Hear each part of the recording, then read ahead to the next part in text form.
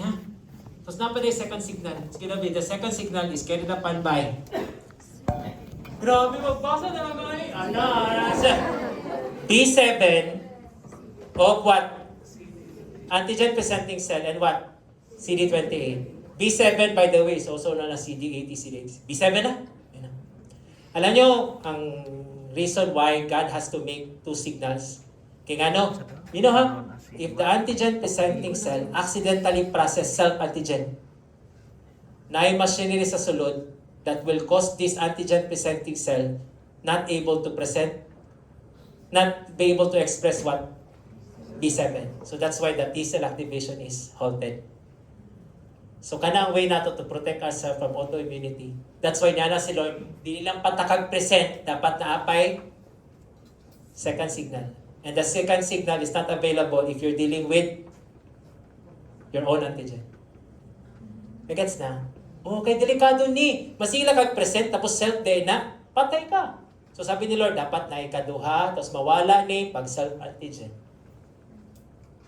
Sige David, unsa ang first signal nato? Yung antigen na ma-recognize ni T-cell receptor, yung class 2 ma-recognize ni CD4. Tama ba? And the second signal is carried upon by what? CD28 and B7. Dagan pag name si B7 ha? O dagan ang araw eh. B7, CD8, B7 lang. And then, why should we make our lives difficult? Di mo pa namugwa sa PLE. Yan siya. Yan na. So kung kung self-antigen, mawala si B7. Mawala ang second signal. Question, kompleto ang two signals dito. Yes, what will happen to T-cell? Activate. Now, self-antigen man ni, mawala ang B7. Tama ba? And the T-cell now will become anergic. Ang anergic is hyporesponsive. Meaning, activated siya pero it will not create any immune response.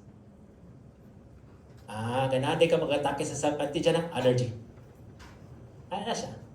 Nice the Lord, no? Nauna na niya, no? Pag masayod, hindi pwede.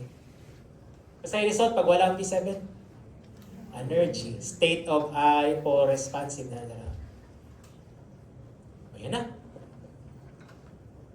Nanatadili no.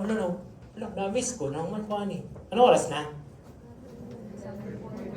11:40. Sige, mag-continue tala una. Later,